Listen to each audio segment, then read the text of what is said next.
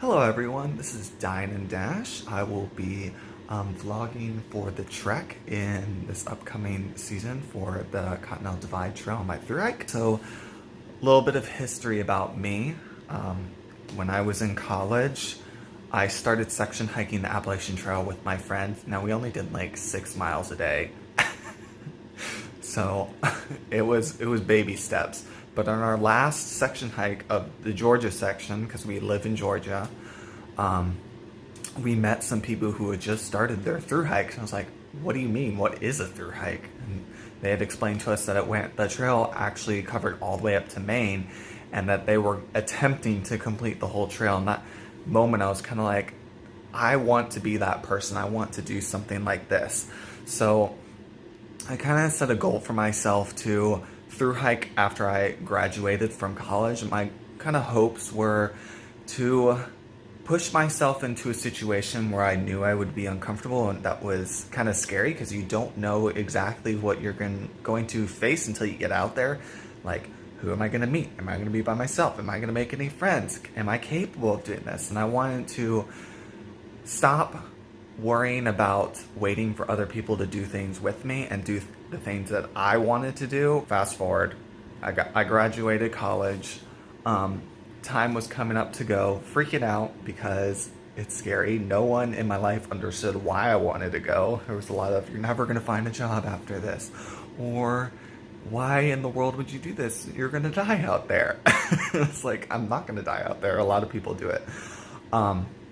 So I left for the trail, and the first week was an emotional mess for me because I just gotten out of a relationship. But after that first week and chipping one of my fillings on my teeth, I got off and got my filling fixed and got back on trail, and decided that after sitting at home for 2 days that I really need to do this. This is something I want to keep trying to do. I'd already booked for the Smoky Mountains, like paid for the shelters. You have to reserve everything. So I wanted to at least get through the Smokies.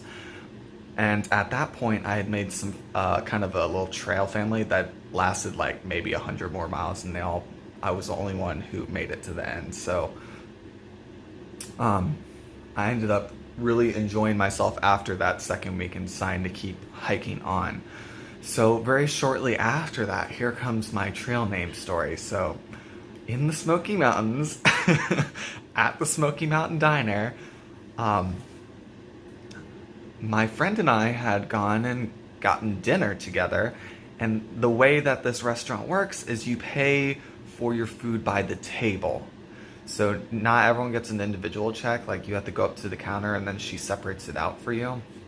Well, I paid with cash for my pizza, and my friend, he paid with card for his, and for whatever reason, while I was waiting for him to finish paying and staying outside the restaurant, she shouted at me, the waiter, and was like, "Are you trying to dine and dash?" It's like, no, I literally just paid with you. Me being a dum-dum, I left and went back up to the hostel, I think it's the Laughing Heart Lodge, maybe? And, well, later on, knock knock on the door, there's a cop calling for Skittles, because that was my trail name at the time, because I chipped my tooth on a Skittle. And so, me being a rule follower, freaking out as it was, the cop brought me into my room and was like, asking for my ID and asking me over and over again, why did you do this, blah blah, you have to pay for it. I'm like, I did pay for it. I paid with cash. I didn't get a receipt though. He's like, well, either I'm taking you to jail or you're gonna go back down there and pay for it. So it's like, okay, we can go back down there and pay for it, but I've already paid for it. And of course I was very nervous, so I wasn't speaking with such confidence as I am now. I was freaking out. So got in the cop car, in the back of the cop car, went back down to the restaurant, and waited in line, freaking out for the lady so she could check to find my receipt online. Oh, I said that I paid with cash. I paid with card and my friend paid with cash. So I got up to front and I was like, I definitely paid because I remember tipping you and I paid with my card, so here's my card, hopefully you can find it. She's like, oh yeah, I do remember you paying. So she searched through the system and actually found my payment and started apologizing profusely and said that I would get free breakfast the next morning for it. So I got my free breakfast the next morning. But everyone at the hostel who eventually would be my friend, but not at this moment, we went in for breakfast and sat at the table with them, and they thought that why would the criminal come back to the scene of the crime? So they thought I still had stolen from the restaurant, even though they gave me free food. So I don't know why they thought that, but they did. It wasn't until later on in our hike, because I was trying to hike with them because I wanted to join their little trail family. And after sharing my candy with another hiker, did she realize that I probably wasn't a thief because I'm sharing my candy. So if you ever want to make friends with someone on the trail, just offer some candy to them and you'll probably become best friends very quickly. So I thru-hiked the Appalachian Trail, and then I started as a teacher, which I love teaching because I get summers off and I love working with kids, and during the summertime I go on other thru hikes. So my plan was to teach for 3 years and then go for my Triple Crown. So each summer I've done a road trip by myself, and then I've also thru hiked a shorter trail. So 2019 I thru hiked on the long trail. That experience, it was nice to be back on the Appalachian Trail because it overlaps for half of the trail.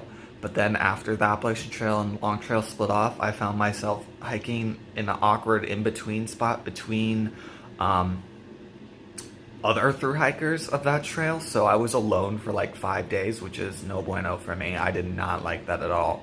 And it was like 95 degrees and 100% humidity, and I do not do well in the heat, so I was pretty miserable at the end of that trail. But I did finish it. And then the next year, this past summer in 2020, I hiked the Colorado Trail, which I loved. That trail was so fun. I did not want it to end. And I hiked with Professor and Lost and Found. And if you're curious about what that was like, you can go watch my videos on my YouTube page of that thru hike. I think there's like 6 episodes or something like that. The Long Trail, there's one video for the Long Trail as well if you want to see that. So now here I am, close to the Continental Divide Trail, and even though I've thru-hiked 3 trails, I'm still freaking out about it because the same things run through my head, even as an experienced thru-hiker. I'm like, well, I'm southbounding. Are there going to be people there? Am I going to be by myself? Are me and my friend Slide, who's also hiking with me, are we going to get along and be able to hike with each other? Or are we going to split apart? Because we haven't hiked long distances together. I've only met her once on one of my road trips. She thru-hiked in 2018 too, and we both wanted to do the Continental Divide Trail and figured in grizzly territory we should at least be together for our own protection, just because I'm paranoid and she's paranoid. But we'll see if we continue hiking throughout there. So even now I'm still like,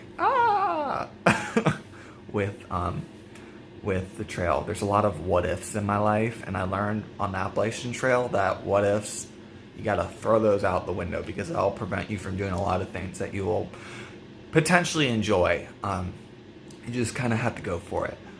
If nothing gets shut down due to COVID this summer, then I will be starting coming up in the next couple months, and I will see you guys on the trail. Bye. Look out for those videos.